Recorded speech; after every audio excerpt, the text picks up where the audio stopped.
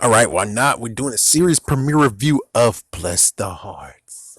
Some good stuff to talk about this show. Some things I could just add into it because why not? So, anyways, Bless the Hearts. Like usual, when it comes to TV shows, there are two sides of the freaking tale, two sides of the story.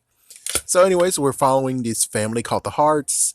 We have the mom, the daughter, the grandmother, and the it's not a stepdad. It's more like maybe the boyfriend or something of the mom. So, and we have the dad. It gets very, very crazy. So basically, we got the daughter. The daughter actually did some she's an artist. And well, he stumbled upon that she actually has some artwork. She did a funny drawing of how her mom and her grandmother are goblins. She's a kick-ass person. Her dad's a kick-ass person. And well, then the boyfriend, he's a stump. But it's kind of funny. It's like he didn't see the full story of it, but he was considering that, man, I'm just a freaking stump. So what he decided to do is actually raise her spirits and actually make her like him more and know that he is capable of doing something that's fatherly. So he decided to build the house, I guess you could say, that was in the comic book that was very awesome. And it turns out the next door neighbor is a freaking damn idiot. No, she's not an idiot. She's a heartless hag. I'm sorry to say that, but yeah, heartless hag. So it's kind of funny that she called the freaking code enforcers, and you're like, oh yeah, it's very bad. Yeah, you broke all the rules and stuff. You can actually appeal it, but I doubt it will work. And it's like, so did the hag actually see the girl hug him and saw how much she liked the place, or did she just show the middle finger saying that little girl too? I don't freaking know, but I'm pretty sure being an elderly person, you should still kind of actually care about what the teenagers, what the kids, the younger generation actually care about. And here you are going to make this freaking place get destroyed within a week, which sucks ass. And of course, what it does, but it goes out gloriously, and that was pretty damn awesome. Now, the second side of the story is the fact that the mom and the grandma, they're having an issue with the water bill. There's lots of bills that they have to pay, and the water bill is one of them that needs to be paid. So they're just siphoning through the bills, figuring out what they can actually get rid of. And it turns out that they do have a storage unit. And the storage unit apparently is the grandma's, and we don't know what it was in there, but she eventually found a key, went to the storage unit, and she has these things called hugging bugs.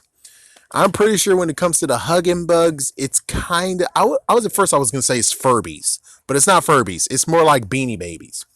And let me tell you, when it comes to Beanie Babies, I got suckered in and screwed over too, but not too much. It's like I got screwed over a little bit, but not too much. I bought some for $9.99. Well, I mean 99 cents.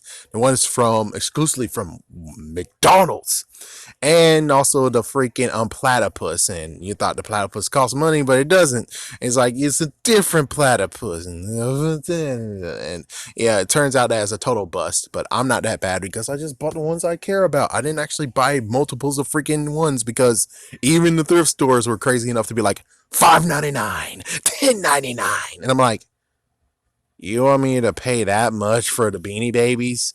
They don't even get sold like that in freaking damn eBay.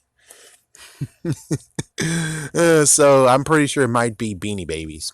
Yeah, so it's most likely Beanie Babies. But anyways, the hugging bugs come in so many things, and the freaking grandma has cases full of them.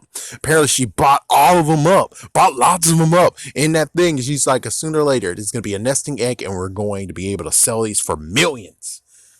So what the the mom did, is actually take one and see as a test run to see if she could actually sell them. Because, well, if you don't have the money to support the storage, grandma, don't you know that they're gonna kick out all the stuff that you have in the storage unit? Or heck, even worse, they're going to sell the storage unit to one of those hunters, and well, your storage unit supply is gone now, and this guy has all your beanie babies, well, aka the hugging bugs. So it's like, you need to get the money to continue to do this, because she shouldn't be here trying to make sure that all the things is good. No, you need to be paying for this.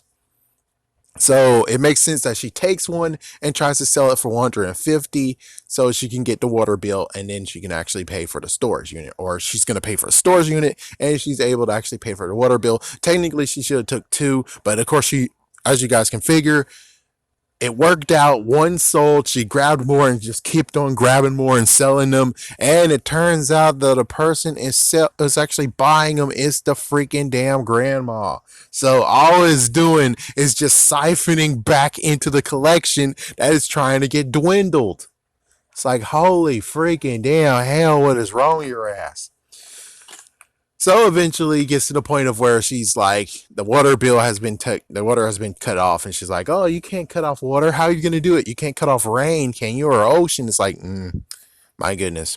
So the water has been cut off. They went to the water department. It turns out their check bounced, and then they got the Colin Powell version of the freaking hugging bug. Tried to actually get the lady who was actually black, and she's like, "Yeah, we're gonna turn around. You're gonna take it, and then we're going to get our water back." And it's like, no, she didn't do it, and then she's gonna reveal that, look, here is one of the extremely rare hugging bugs, and I have it on eBay or online for $99,000. It's been up there for 5 years. It's like, whoa, which is true. Which is true. Do I have something that's been there for 5 years? No. I mean, I technically take things down when it comes to eBay. It's like eBay, I take things down. Like, I don't have all the Lego minifigures I had up at one point. And also, they apparently made it crazy so that the auction type and the buy it now type, if you put it on auction, you can't change it to something else. You actually have to cancel it. Then freaking mumbo jumbo. Who cares? So basically, they actually got the money by, thank goodness, someone bought the Colin Powell one. So they're able to, and they also actually cleared out the storage unit. So all of them are getting burned. And did I mention that they're combustible? So they're all getting burned along with the freaking place that the guy built for the daughter. And well, it turns out one of them sold for $600. It was Colin Powell. He's thrown in there. I'm like, whoa, whoa, whoa, whoa, whoa, whoa, whoa. You shouldn't do that. What you should really do is just double it on how much you bought it for originally. So, like for instance, let's say it was 19.99, sell it for 40.